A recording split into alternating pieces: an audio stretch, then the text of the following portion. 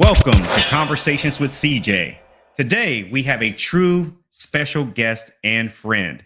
He is the blueprint, he is the matrix. You look at Mount Rushmore for success, sales, innovation, and being an entrepreneur, you will see his face. He is the author of Shut the Hell Up and Sell, LinkedIn learning instructor. His course is Sales Strategy, Building Relationships to Successfully Sell. And let me tell you, everyone should enroll in this course. I'm enrolled in it, and you should be too. He is a 2023 Technology Channel top influencer, CMO at American Distilling Institute, and he is the founder of Business and Bourbon. I got mine right here.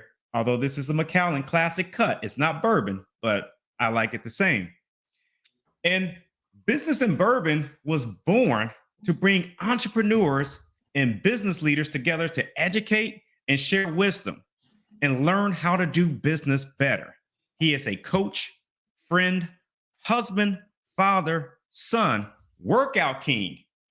Because, like he says, and I stand by this, you will not out hustle this guest that I'm bringing to the stage today. And I have in my mind that when Jay-Z created the verse in the lyric, I'm not a businessman, I'm a businessman, he had this person in mind. Today, I bring to you on Conversations with CJ, Ronnell Richards. How you Oh doing? my CJ, listen, man. I need to take you on the road with me. I was auditioning for my own personal spliff star, but no, you're that guy.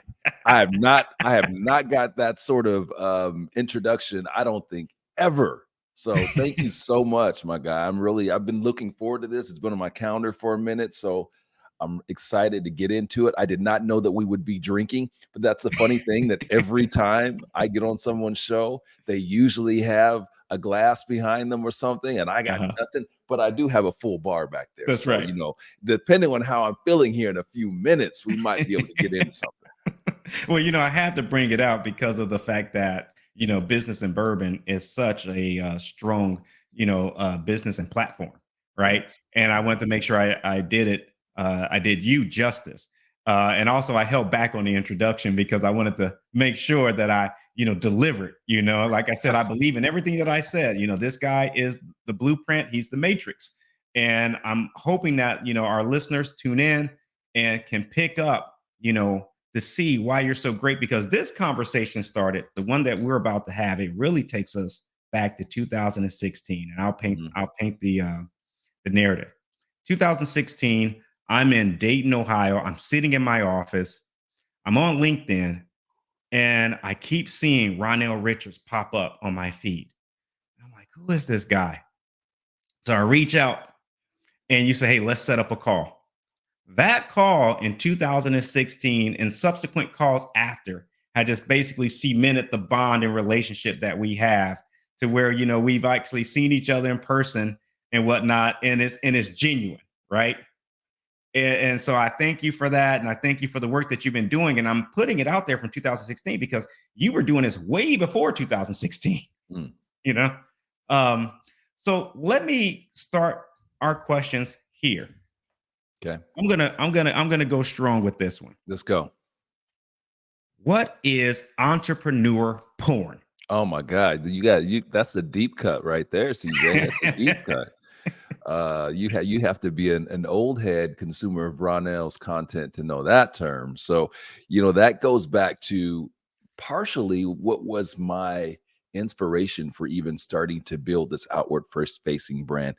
And, like you had said, in 2016 is when you and I became acquainted, but I have been doing and being the person that I am long before that. And I think that's something that people get a little confused about as they start to embark on creating brands on social media and on these various platforms, is that our true brand is our reputation and the work that we put in before. So, when I started making videos, that's just marketing. That's just letting people know who I am. But this true substance, the true brand, the true reputation started way back, way before then. It started in 1985 when I was working in my parents' beauty supply and beauty salon, the cash register. It was in 1996 when I won my first, the most important award to me, which was the role model award that I won for Black History Month when I was a teenager. Like, it started way before then. So the whole social media thing, that is just exposing me to a larger audience. That's something I hope that people can take away as they're starting to build their brand. When you're working on building that marketing brand, it has to start with substance. It has to start with what you're doing in the real world, making impact with real people. And then the social just becomes a marketing of that. Okay, back to the entrepreneur porn. So, around that time, CJ, 2016-ish, I just started noticing more content on platforms like LinkedIn and Instagram that was just superficial. Like, I'm a guy that's in the world. I'm doing the damn thing, right? Started my first company on the books in 2004, but my entrepreneurship journey started even before that. So as I'm watching people on social, specifically LinkedIn, and I'm hearing them say things that I know to not be true. It's someone that's actually in the game. I'm playing the game right now. I'm not back on. I'm not watching it on YouTube. I'm in the entrepreneur game, and I'm listening to people. I'm like, man, these cats do not know what they're talking about, and they're leading people astray. And so I coined this term, entrepreneur porn, and that kind of, in my mind, kind of encapsulated this whole genre of content creation, which was all about like entertainment and very superficial information that didn't really help people to be successful at the end of the day, just got them excited, much like real pornography, right? Like, real Mhm. pornography is not what a relationship is like, right? A relationship between two consenting adults is not like one of those films, right? So that's the same thing that people have been doing in entrepreneurship, is getting people geeked up and not preparing them for success. So it was part of what inspired me to start creating content, to start sharing my journey, to start sharing what I had learned over my 20, excuse me, 20 plus years in this game, to better equip people for success, not to poo-poo the idea of entrepreneurship or not to turn people off to it, but to give people realistic expectations and real tools for success, not just this superficial dribble that they were getting from most. I'm painting a wide brush when I say most, but I'm gonna own it. Yeah, by most people that are out there on these social platforms claiming to be entrepreneurial influencers. Yeah. That's I identify with that, and it reminds me of a conversation we had early on when we got together years ago, and I said, Ronnell, and you said, okay, what? I said, somebody has to be that guy. Somebody has to be the guy to hold people accountable. And at the time, I said, somebody got to be the bad guy to say this is not setting you up for true success when Yeah. when they're promoting. you know it's like those 10-minute ab workouts. You're like, hey, you do this for 10 minutes Mhm. regardless of your diet, you're gonna get a six-pack. You're like, no, it's so much more that goes into No that. doubt. But here's the thing, CJ. Like, there are people that make a living off of that hustle too. And I don't want to be that guy. I don't want to be the guy that's like, oh, everything sucks. Y'all suck. Y'all suck. And That's true. because here's the thing, in media, I've come to the conclusion that I will never be Gary Vee. I will never be someone that has that sort of level of popularity, because of what it takes to be that level of popularity is polarization, right? You either got to be on this end or you on that end. I'm not necessarily on that end or this end, but what I do is I try to inform and educate people. And while I may not ever be a Gary Vee, because I don't really desire to be that, I am someone that builds armies. I'm the type of person that builds advocates. And that's what I want. I want people that really rock with me.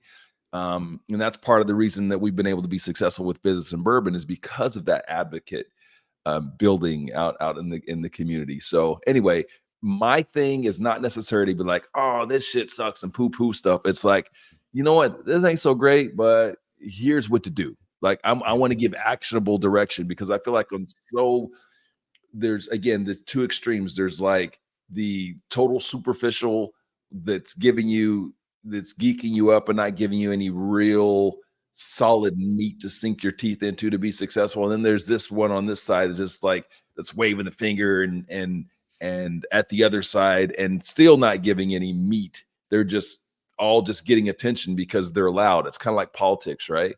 Right, right. You're right. But I'll add two more things to that: inform and educate. You are authentic and you're genuine, and it totally comes across in all your messaging, right? And that places me to my next question, Okay. and this question to me is, it's timely, because a lot of our sales professionals are in Q1. They're hustling to make that number for that quarterly number, right? And you have a system. You said, give it a go. It's Hmm. the 5 by 5, Hmm. right? Can you talk more about what 5 by 5 is for people? This will be their first time possibly hearing this, right? What is 5 by 5?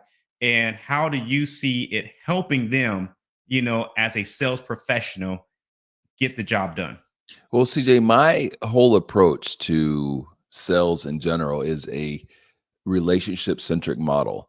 And I say that because my experience in sales goes back to really entrepreneurship. In entrepreneurship, we're sellers, whether you want to accept it or not. If you when you decide to start a business, you are now a salesperson. When you are selling as an entrepreneur, it can be vastly different than how people are selling in like a corporate environment. When you're selling as an entrepreneur, you're focused on building deep relationships. Why? Because those relationships are going to sustain you into the future, right? And so that's what I teach individual contributors to do as well, to think about long term and to use strategies that help them to be successful long term. So a lot of that comes down to a quality over quantity approach.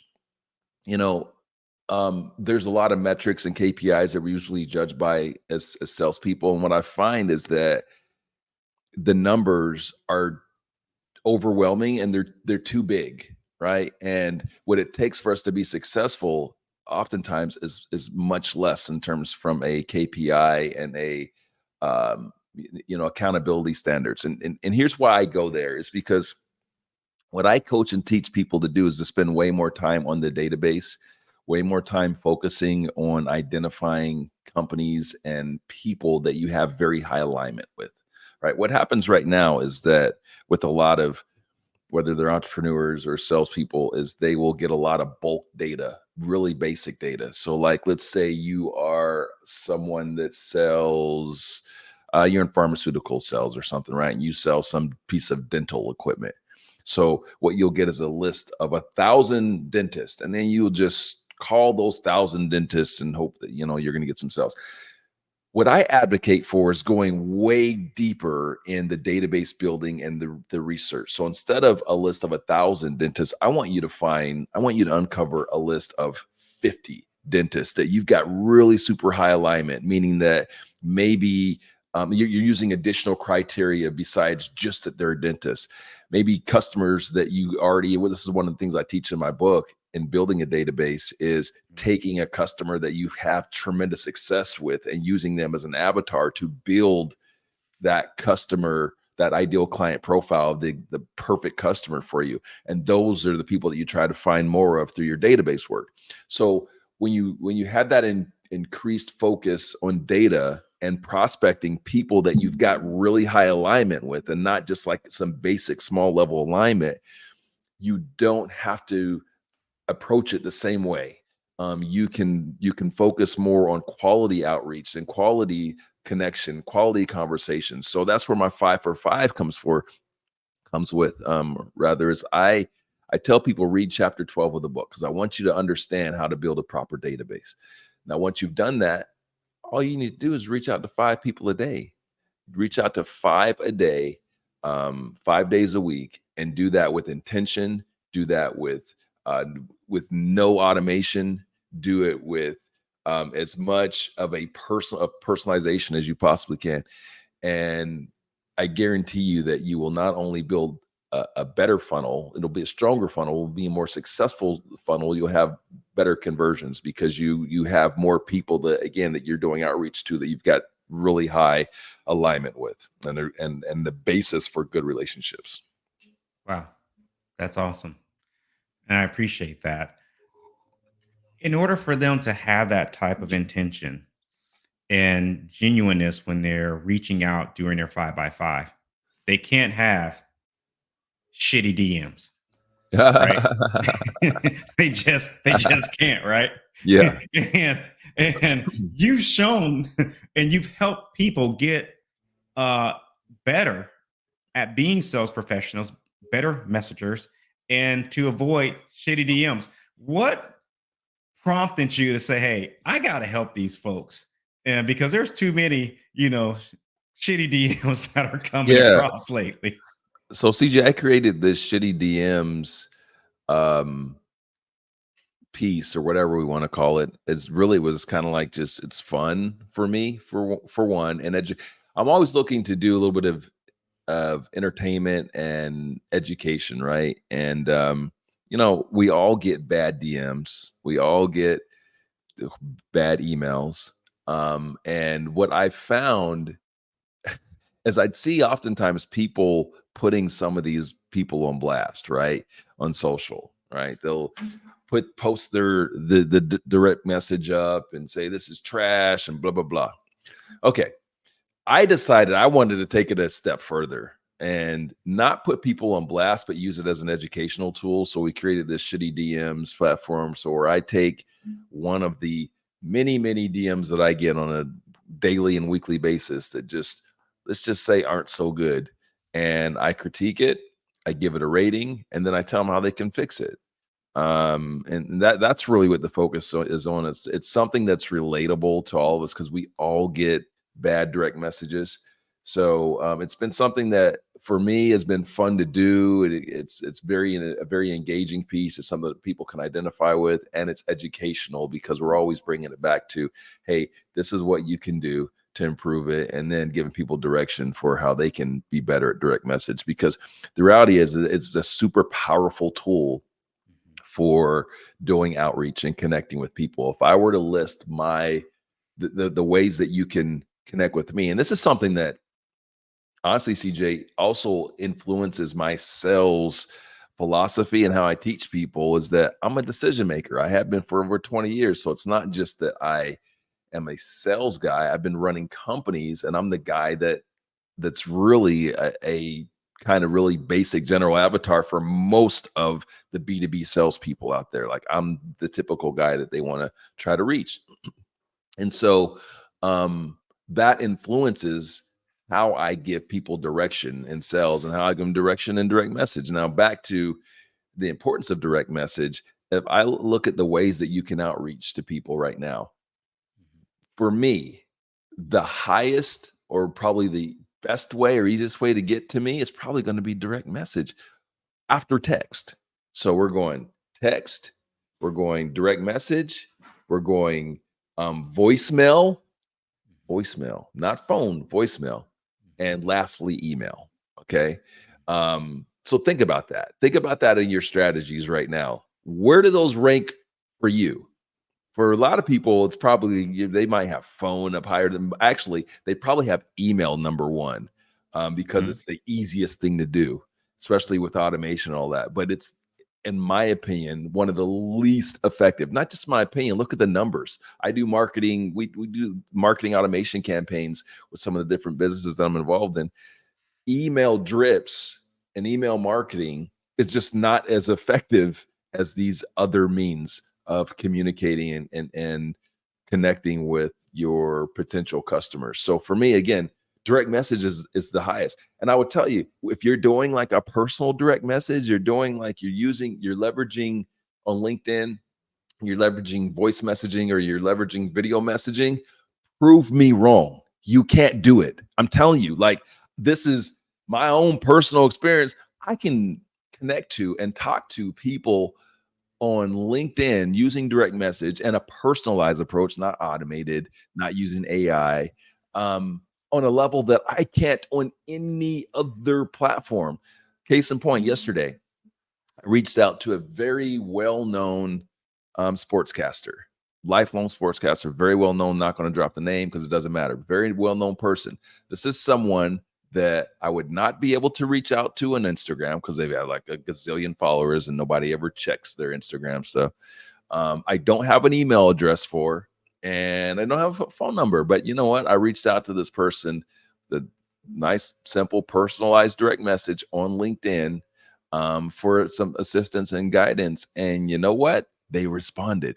You'd be surprised how many people that are seemingly unreachable on other platforms are very reachable on LinkedIn if you get your direct message strategy right and you talk to them like you are a human and you personalize it. You'll be surprised how many people you can connect with and do business with. That's why it has to be number one. Wow. Wow. Talk about drop the mic moment. Is that a drop the mic? Okay, boom, we're done. Well, it's been nice, No, CJ. I'm just Have a good saying, week, bro. like, I'm being yeah.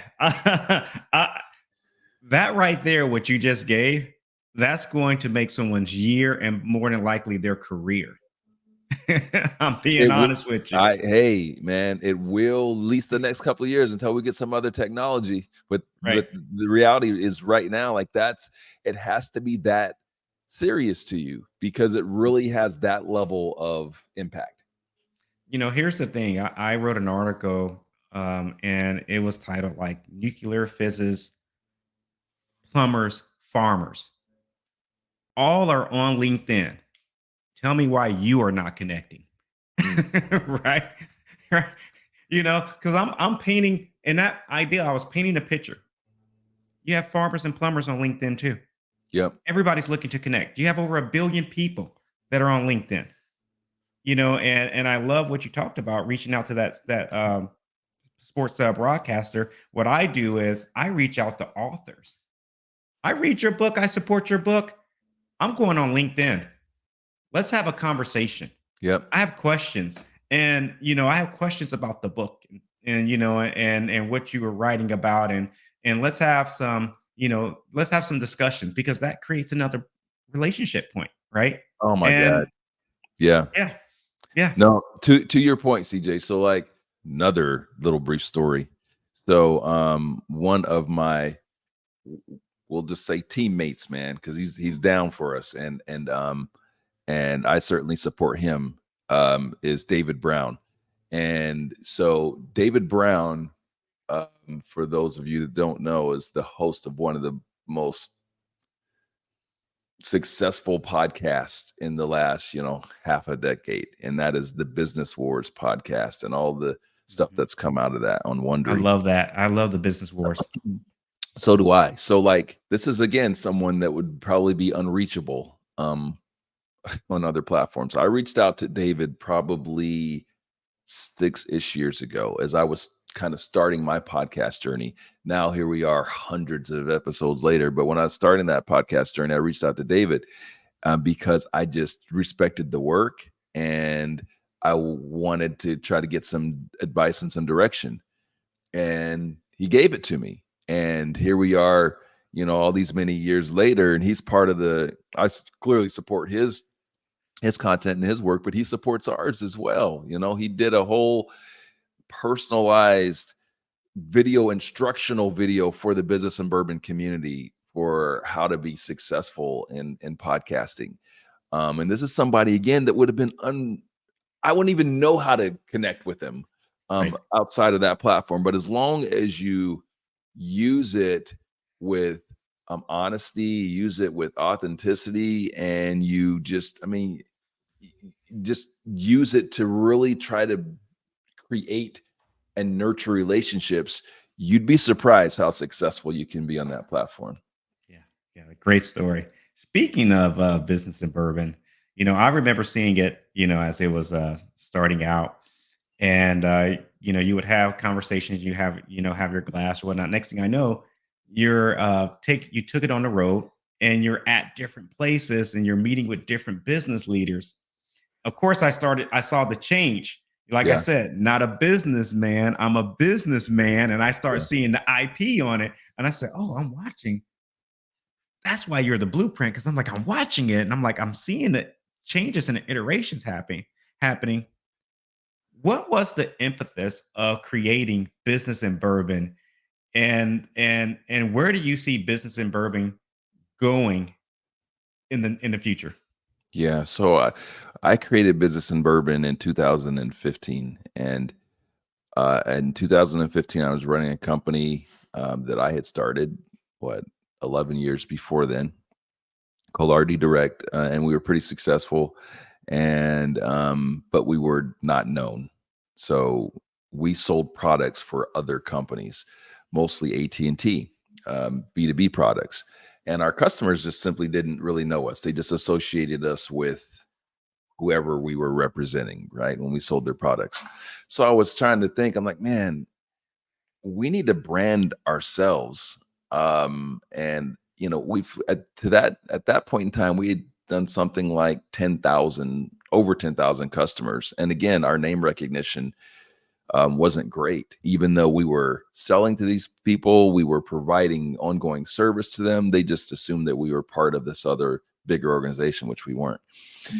So my idea for starting to engage our customers and branding ourselves was a newsletter. That's where I started. So I'm like, okay, well, let's create a newsletter. We have everyone's contact. Let's create a newsletter where we can start to get our logo and our brand in front of our customers that are part of our database, and yeah, again, start branding ourselves. So we started with that, and it was really informational. Just here's some cool things for small businesses and stuff like that. And then I kind of had this idea. Well, no, let me give credit where credit's due. One of my junior employees, who was like fresh out of college, she came up to me one day, and we're just kind of shooting the shit at water cooler talk, and she's like, yeah, my friends, they're so jealous of this workplace. They're so jealous of that I get to work with you and everything. And I'm like, what do you mean? She's like, yeah, I go home and I tell them all the stuff that we do. And because I've always been one for investing in people beyond just the business. I want them to be better fathers, better mothers, better providers, everything. So that's kind of what we've always focused on in my companies and the work environment. And so she would go home and she'd tell her friends what was going on. And she's like, you know what? You really should do something with that. Like, you should go on YouTube or something. This is 2015. I'm like, huh, nah, I'm not interested in that. Like, nah, I don't want to be making no videos online or doing all that stuff. I'm too busy. But we got this newsletter. Hmm, maybe we'll put something in the newsletter that's showing me, and where I'm answering questions, sales questions, business questions, as a way of gaining, again, branding and helping educate our customers. And so from that, I came up with this idea of this thing called Business and Bourbon. So it was actually an insert into our newsletter where one of my employees would come into my personal office, and we'd have a glass, and they'd ask me questions. I'd answer them. And then we started inserting that into the newsletter. And that's how it started. And it was successful from the standpoint that people dug it. It was engaging, and they liked that part of the newsletter. So in 2016-ish, I decided that I wanted to do more. At the time, I launched my consulting firm. And when you're in an industry for a long time, people kind of come to you and they ask you for advice and all these sorts of things, and you learn so many hard lessons, and you give it. I'm a mentor. I'm the sort of guy I am. I'm a coach, so I give that for free. But I'm like, you know what? Maybe we can monetize that. So I decided, let's create a consulting firm so we can do that.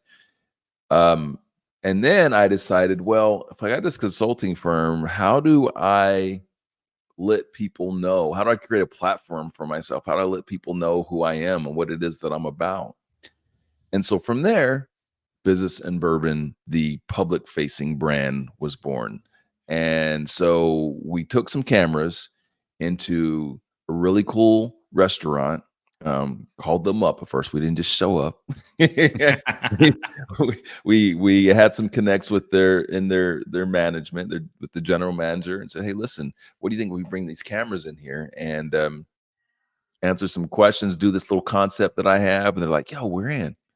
So that's where it started as a public facing van or public facing brand. We created probably 10, 12 initial episodes, and it was me at the King and Duke and one of my good friends, John Connor. Shout out to John Connor, who was just interviewing me, and I'm answering questions. We're having some whiskey, and yeah, that's where it started from the public facing brand. From there, we went on to do probably like 50 additional episodes from various places. We did some from some distilleries. We did some from some different venues in different states. And yeah, so that was how Business and Bourbon started. From there, we evolved to creating a podcast, right? And the podcast was really started to be get a lot of traction and be pretty successful in some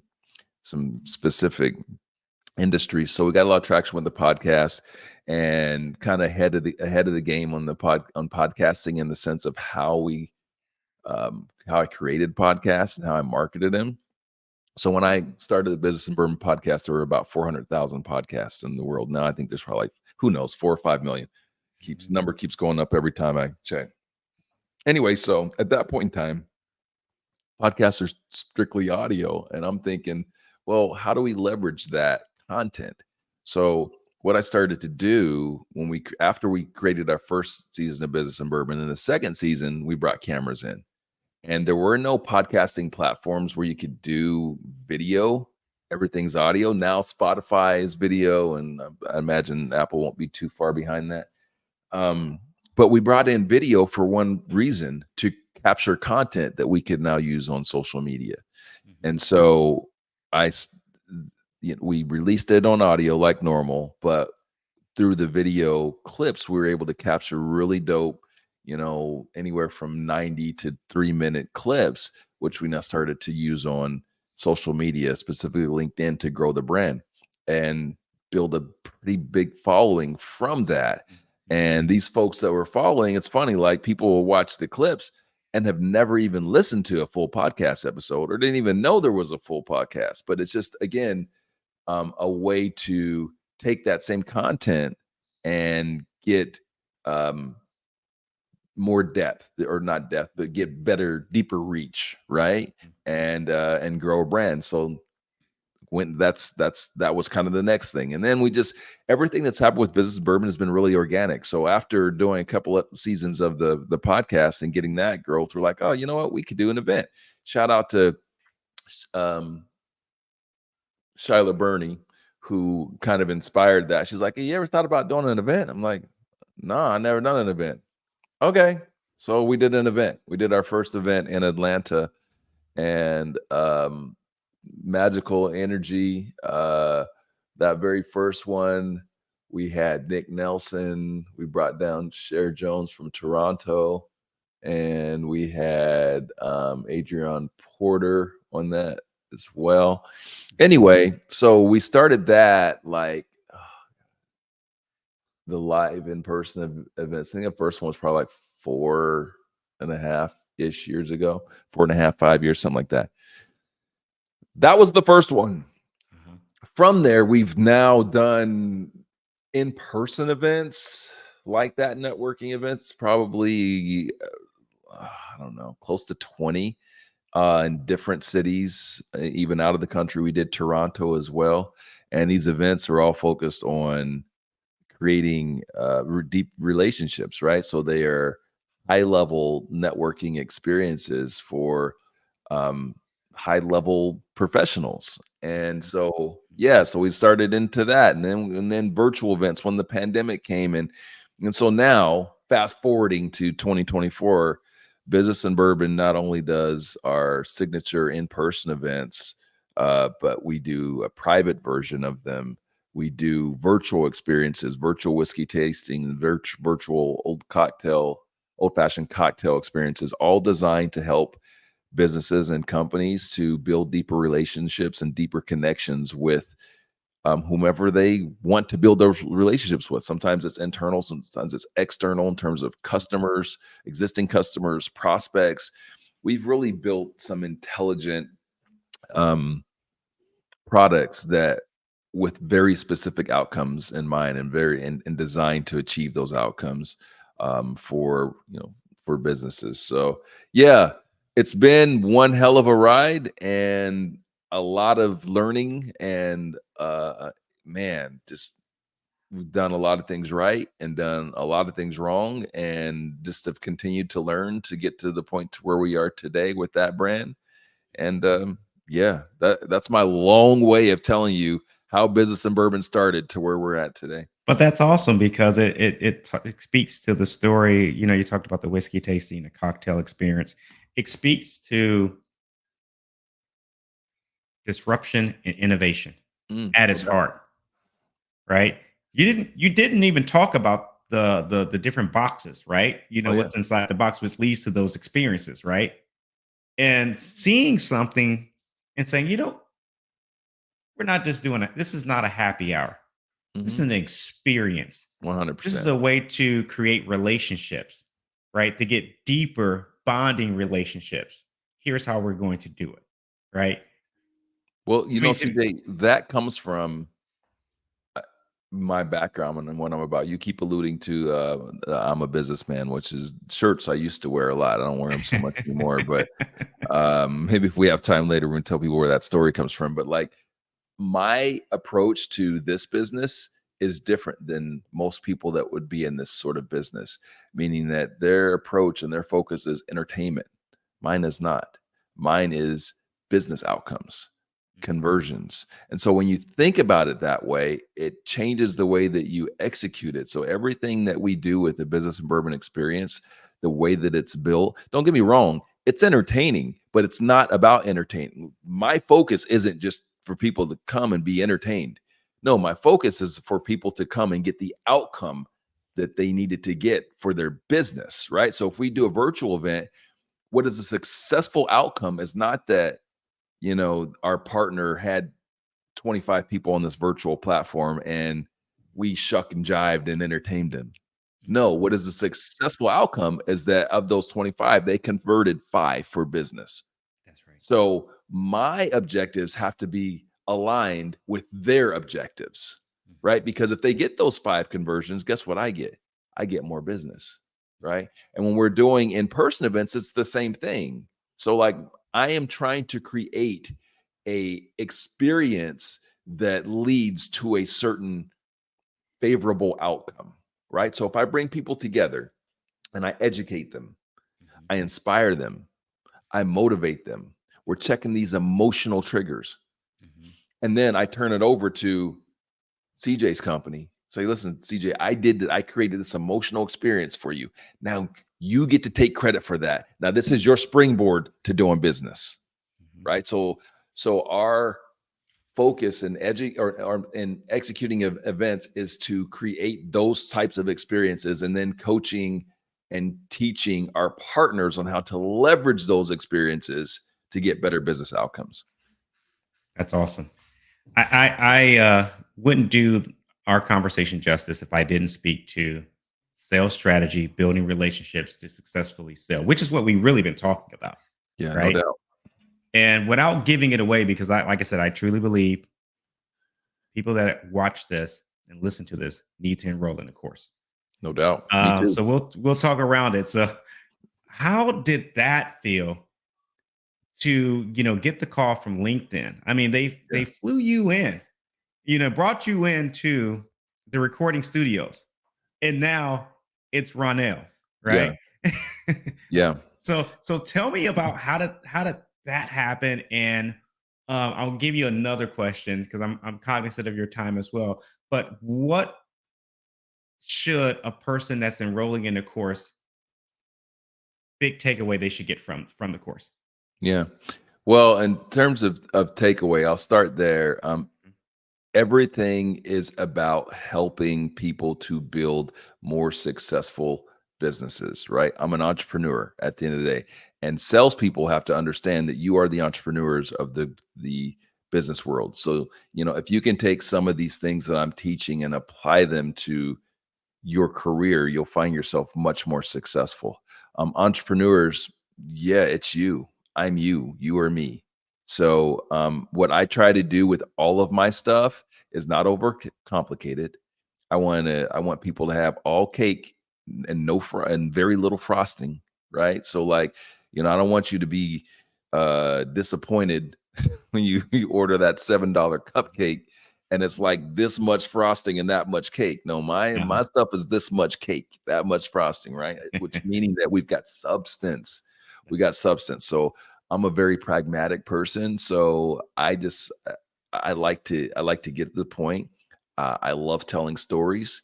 Thank you, mom.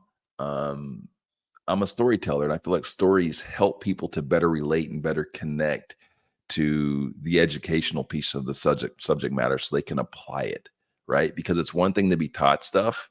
It's a whole nother thing if you can relate to it. If you can relate and connect to it, now there's this emotional connection which helps you to better execute on it. So, yeah, that's kind of the underlying thing in all of my stuff. So, if you want to go, check out the LinkedIn Learning course. In fact, today we just launched a new course on my platform on the sales philosophy, which you can get to at ronnellrichards.com. But CJ, back to your question about LinkedIn and that experience for me, transformative, Mhm. transformative. Um, the first time in my life where I really felt like, oh, this is where I'm supposed to be. This is what I'm supposed to do. Mhm. Oftentimes what we do in life is based upon the striving for things, or maybe there's a talent that's been identified and we just kind of lean into it. Mhm. But it's very rare where we can hit that point where we're doing something that's like, oh my God.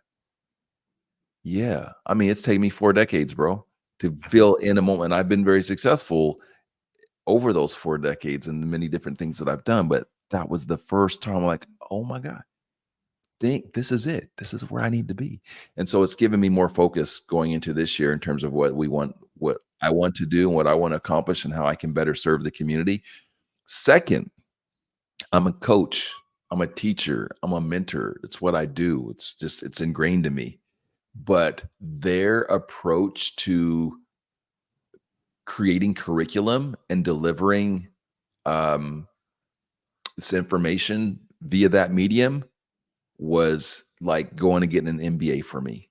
Because I've been doing videos, I've been teaching, I've been coaching my whole life, but like understanding how to structure courses, focus on learner outcomes is something that through my year and a half, almost 2 years of from ideation of the course. Well, first it starts with their whole process for auditioning and all that. Okay, then ideation, um, creation of the table of contents to the script and all that to actually filming Mhm. is almost 2 years. And Wow. so understanding and learning the detail that goes into that, gaining a respect for that, and understanding learning how to better deliver my educational content in the future is, man, it's transformative. So like, oh, it was a big deal. That's great, man. Yeah, I'm enjoying the course too. So, I'm really. It's exciting to see people that you look up to that and the teaching and the curriculum, like you said. I'm really enjoying it. Thanks, bro. I want to switch the topic to because we're mindful of the time, but really quickly, hip hop. Yeah. If if if if anyone who if you're able to see it, you'll see that there are 5 albums behind Ronnell. So you have Outkast, their first And there are album, five more up Realistic. top too that you Okay, can't I see. couldn't see the top. So Yeah. you got Outkast, you got Biggie Smalls, Yeah. Notorious B.I.G.'s first Uh-huh. album. You Yep. have Mobb Deep's first album. Right. No, it's You have actually technically it's their second that's right. It's album. their second. This the infamous. That's right. Yeah. And you have a Tribe Called Quest, Mhm. and that's the what's the name of that album? That was the is that Midnight Marauders. Midnight Marauders, right? And then you have Enter the 36 Chambers, I That's believe, right. with Wu Tang.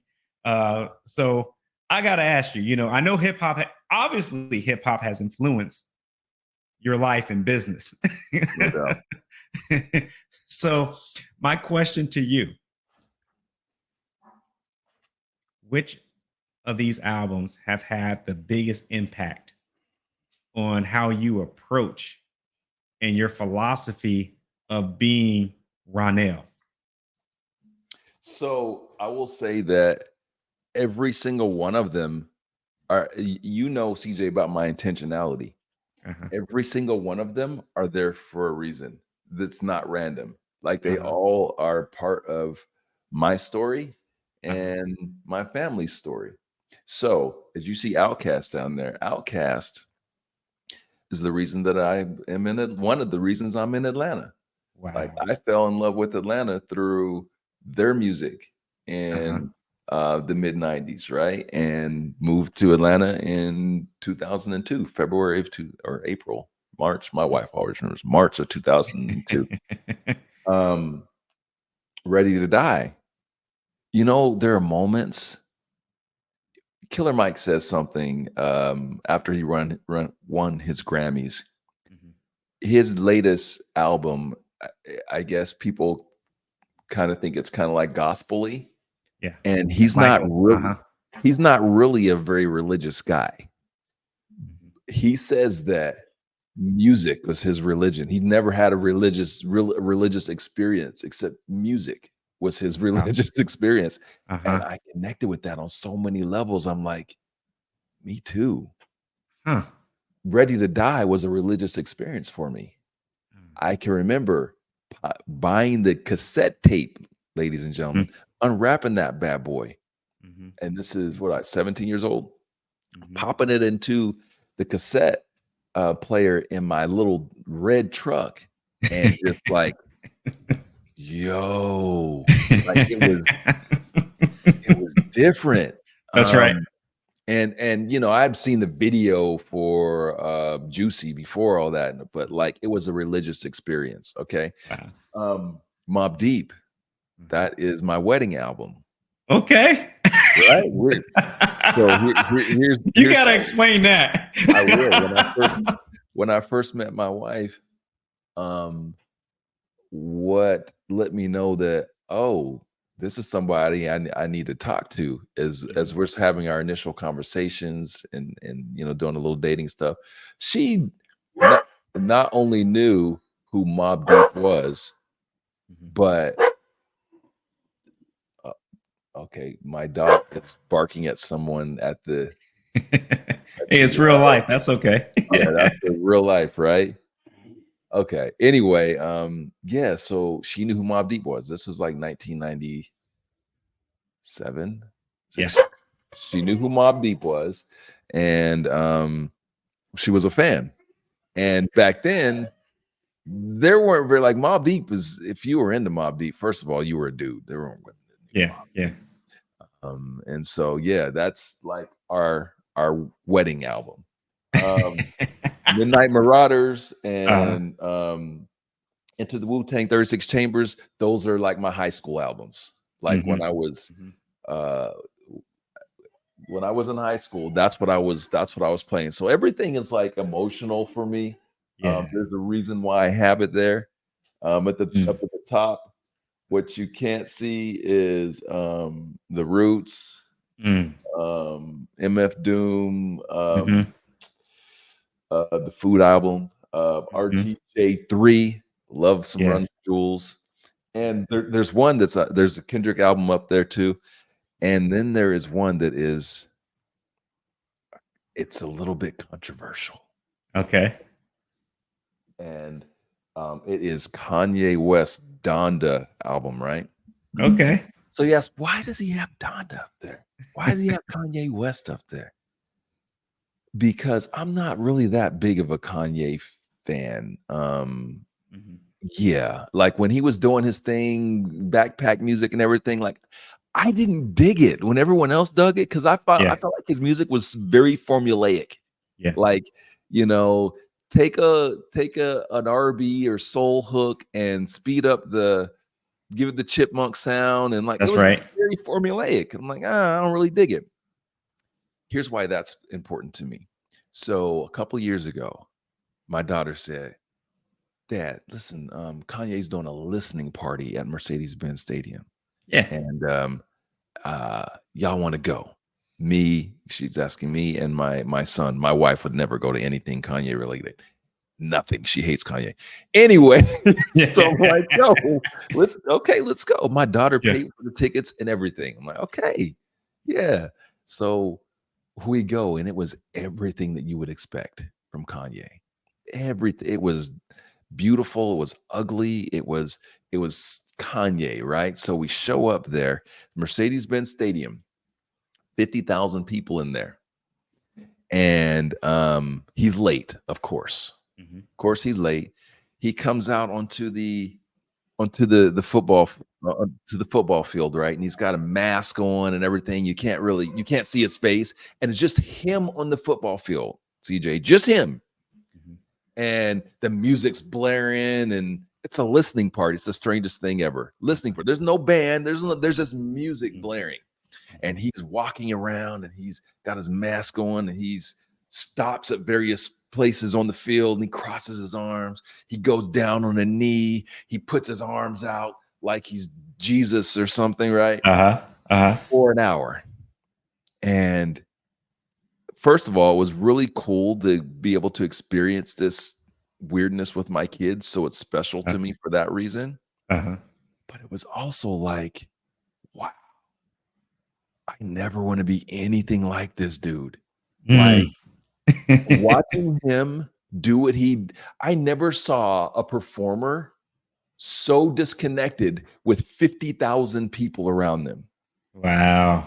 50,000 people around and Yeah. eating, and it was just him on the Mm. floor accepting praise, wanting praise, Mm. and not really connected with the people.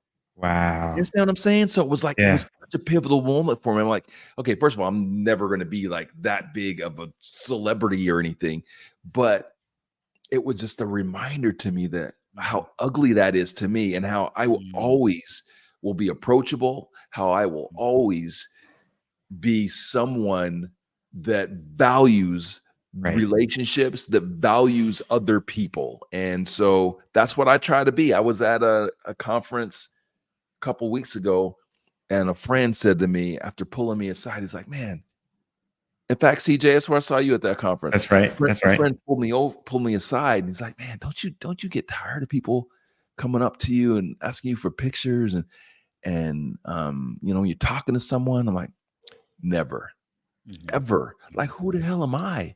Mhm. Like, bro, I never, ever. It's an honor every single time. Yeah, it's sometimes like, is it an inopportune time? Sure, but like, so what? Like, again, I'm a kid from Youngstown, Ohio, man. Like, Mhm. who am I? I'm not even supposed to be here. Right. So Right. like, so Right. like each time if someone honors me in that way, and they feel like I've made that sort of impact in their life, or just maybe not in their life, just in passing, something little they picked from me, and it struck such an emotional chord. They're like, hey, I want to meet this dude. Like that Mhm. means the world to me, and Mhm. I will never ever not remember that. And so Mhm. that album up there is not really about me. Mhm. um it's not about Kanye, and it's not about me being a lover of his music. It's about being a reminder to me of what matters. Wow. That's awesome. That's a great story. I mean, because we've been talking about connection, we've been talking about relationships, right?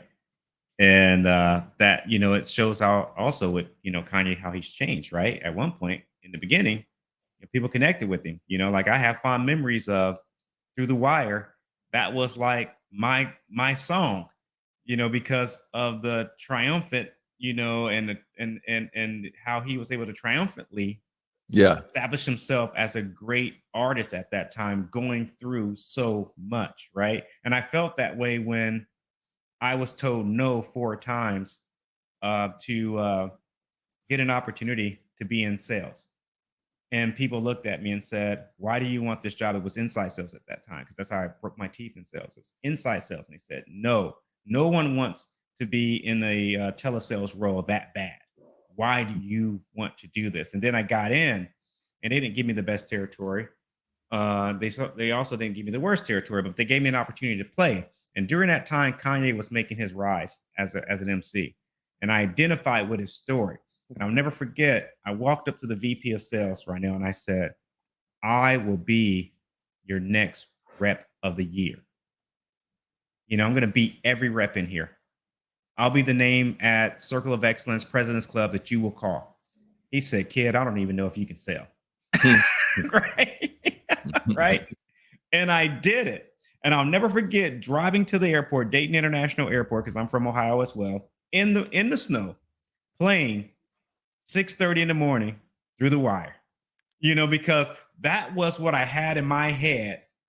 CJ Webster, and you see your name flashing and all that other stuff, and shaking hands, all the executives on the way. But in my head, I was like, that's my through the wire moment. But it's Wow. interesting how he's changed into what you're saying, where he's not connected. Um, yeah, I mean, I don't know him yeah. and, so, like, I just know what I see and what I feel. I Right. don't know that he was that person back then. I don't know, but all I Yeah, you know is never that know. in that moment, again, for me, it's a reminder of what I don't want people to ever feel Yeah. from me. I got one more question for you. This is it. Yeah, And also, I got to say, I know you talked about Nick, the brandpreneur Nelson. yeah, my guy. Nick, we got to get you on conversations with CJ. I'm just gonna throw that out there because I know that's your boy. He's my fraternity brother. So I'm like, Nick, we got to get you on here. But I have to ask you this question. Yeah, We haven't really hit on AI. mhm, And we talked about the five by five. We talked about the shitty DMs. We talked about relationship building. We talked about entrepreneurial porn.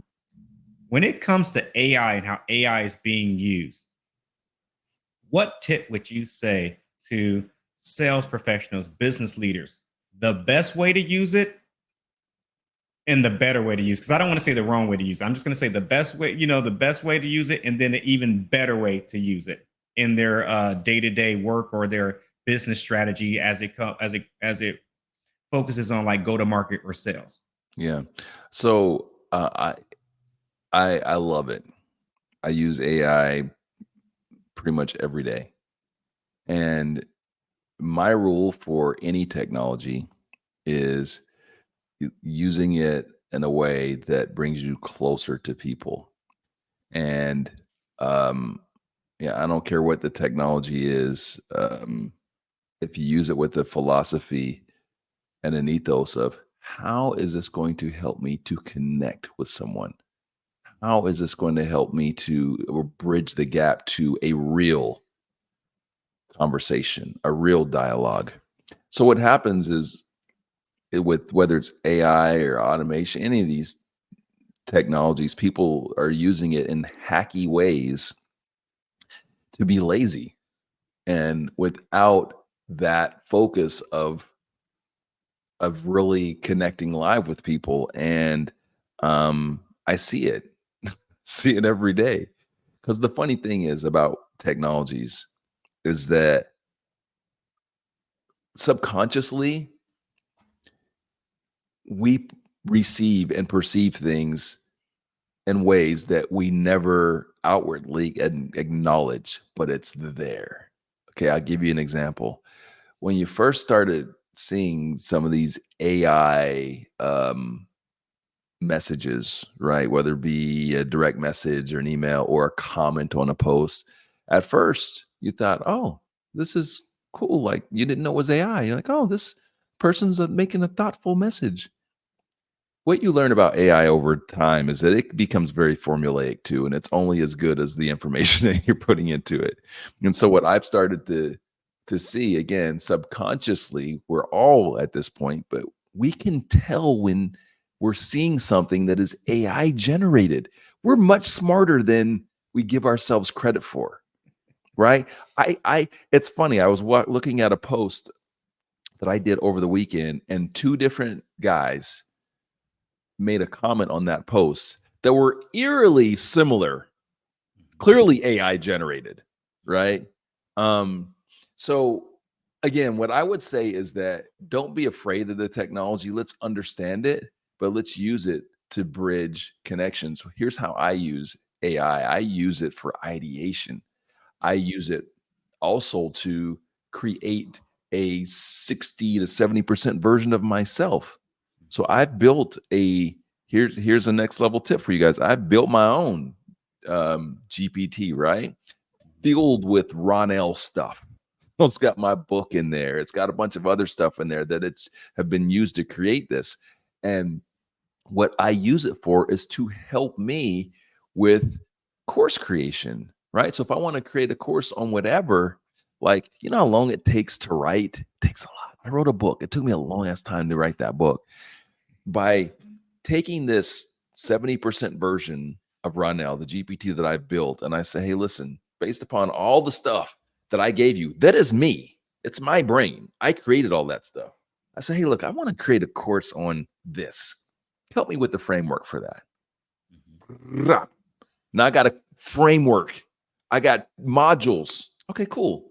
Now this module, based upon my teachings, based upon the stuff that I've told you about me, let's start working a script for module 1. Bam. Okay, cool. Now I get into it and I start personalizing the script. I start adjusting the script. I add a story here or there. So like what would have taken me months, I can do in much, much less time, right? But I'm not using it as some hacky shortcut.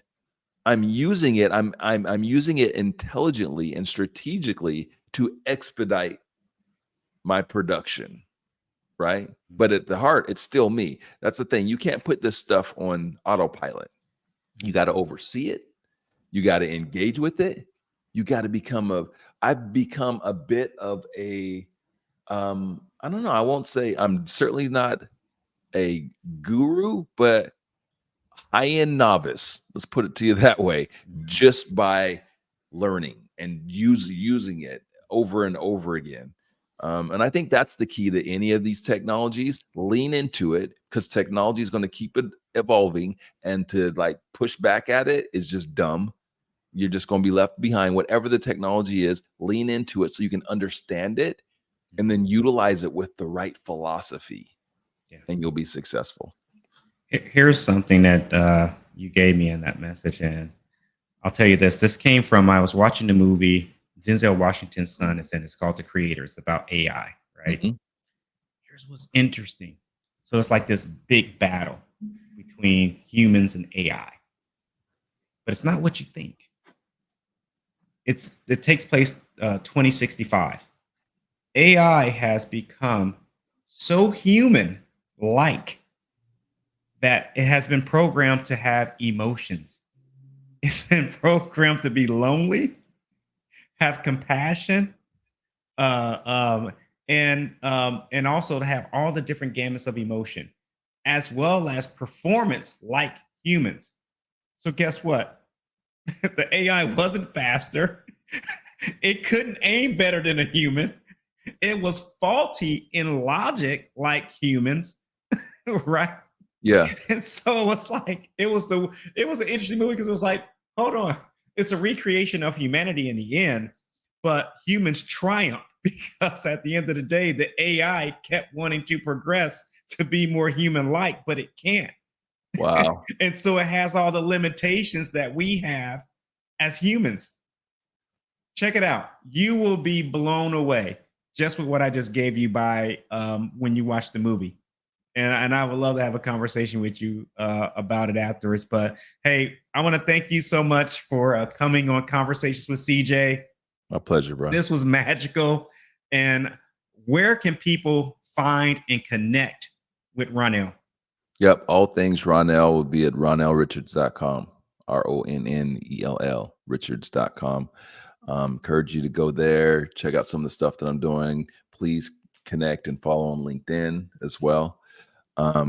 Yeah, and join one of the newsletters just so that you're always in the know. I always like to encourage people to do that just because, and this is a tip for you guys as well. Make sure that you're directing people to your own platforms, that you're getting their data, because as much as we love the opportunity that we get on platforms like LinkedIn and TikTok and Instagram and Facebook to expose ourselves to wider communities, they control that distribution. And that's one thing that I've learned over these last several years in this business is that, one of the things that frustrates the hell out of me is when someone says, "Man, right now I haven't seen you video in a long time. Man, where you been?" I'm like, bro, I never left.